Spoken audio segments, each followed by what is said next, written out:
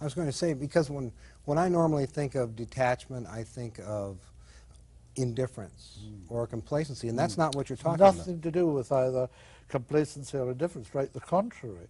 Okay. It's like total difference, total involvement, total compassion, total absolute concern for and working within humanity, but at the same time standing back and doing what you do with detachment, with the total altruistic nature of the soul. The soul is totally altruistic. On the soul plane, there is no sense of separation, of I. It doesn't occur to the soul. And it's to inculcate that altruistic, detached view and action in life which is wanted. So you don't identify with the physical body, which is corruptible, lasts just so long and dies, with the feeling body, which likewise is corruptible and lasts so long and dies, or with the creations of the mental body, which likewise lasts only as long as the physical body lasts. None of these are you. And it is that kind of detachment from that identification which is meant by Maitreya. Going back to self-realization and becoming aware of the self, in a spirit, this is a spiritual sense, are there any prayers or anything like that would help us achieve that? All prayers would help one achieve it. The Lord's Prayer, if used, would help one achieve it. But Maitreya has given to the world a new prayer, which is called the Prayer for the New Age, in which you identify yourself with the self.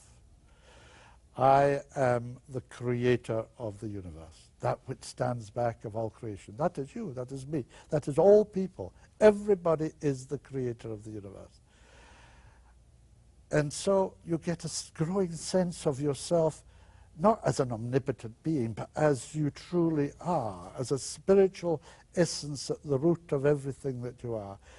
Maitreya says, you know, sometimes you get a feeling that there's something or someone standing behind you, around you, above you, all around you. That is the self. This happens when you are alone. Most people are afraid to be alone. They get lonely. But he says, in fact, that state of loneliness is a marvelous state in which to sense the self, because we hide it from ourselves. We rush for entertainment. We turn on the radio, the television. We meet friends. We do anything other than sit quietly alone, experiencing ourselves as the self. And yet it says everybody needs this. They need this space around them in which they cannot be got at. They can't be asked to do things. They can't be forced to do this or do that for other people or for themselves or for anybody else. But given that space in which the self, you can become aware of the self in a very powerful way. And this growing awareness makes you able to tap into the self just like that at a moment. So you say the New World Prayer, you practice detachment, honesty of mind and sincerity of spirit, and in a very few lives you create the conditions in which self-awareness grows into self-realization. Since Maitreya isn't appearing on television or writing books, how has he communicated his teachings? Well, through me, he gave 140 messages at my regular lectures in London about his coming, in which fragments of those teachings are given. But very specifically, he gave a body of teachings through to one of his close associates in the Asian community of London where he lives and has been living since July 1977. These teachings given to his associate he was asked to send on, pass on, to two journalists, independent journalists, and they were asked to pass it on to me for the dissemination through our magazine, Share International, and we also sent a large number of the forecasts which he made, the political and economic and so on, forecasts to the world's media. And over a period of about 3.5 years, from 1988 to about June 1988 onwards, he gave a huge number of of predictions of world events which one after another in the most uncanny way have taken place. We're now waiting for the stock exchange crash, which is one of the big ones not yet finalized. And in this way, the teachings, as we know, or at least the preliminary phase of the teachings of Maitreya, have been given.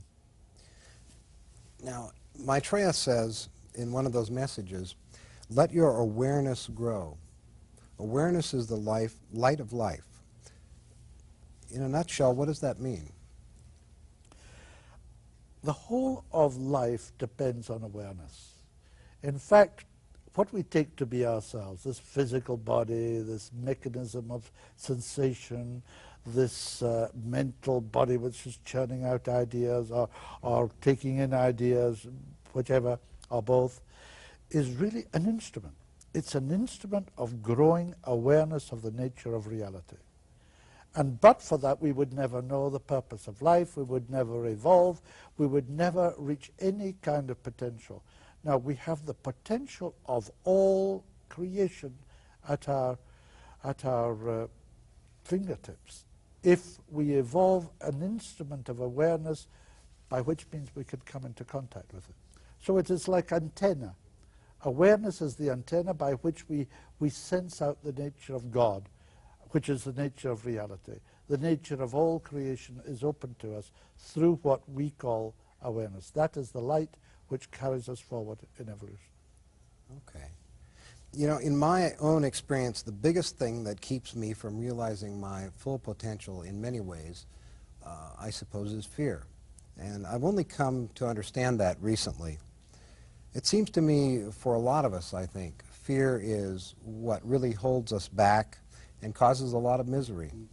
Do Maitreya's teachings address this issue of fear and how to overcome it?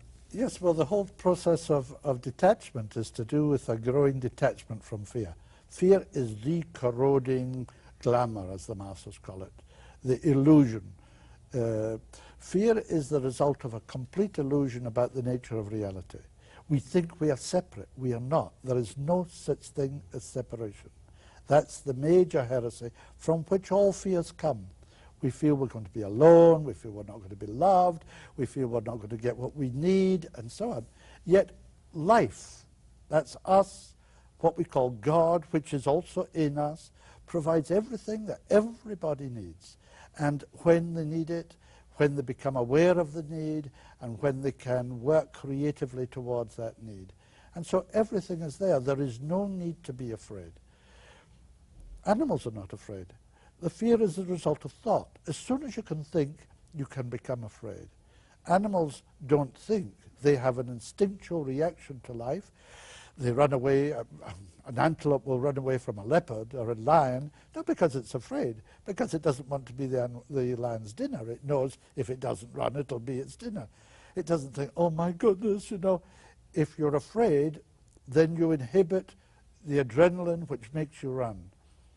The lion causes the antelope to run, but not from fear, but through the adrenaline which courses through it and puts speed on its limbs. But we normally, if we're afraid, we become inhibited. We cannot run. We cannot do what we need to do to escape from whatever danger. And you're really talking about psychological fear. And psychological fear can only be addressed from a growing sense of detachment. You have to realize that there is no need to be afraid. You can ask yourself, who am I? Who am I? And you will find you are the fear if you identify with the fear. But if you don't identify with the fear, you're not afraid. So you have to learn this growing detachment from your physical body, from the emotional, feelings, and sensational body, where this real fear starts, and from the mental body, where it becomes a thought form, where you can control your reactions. You do so by a growing detachment. So the thing to get over fear is to become detached from the need to fear. You must become totally fearless if you are going to truly live.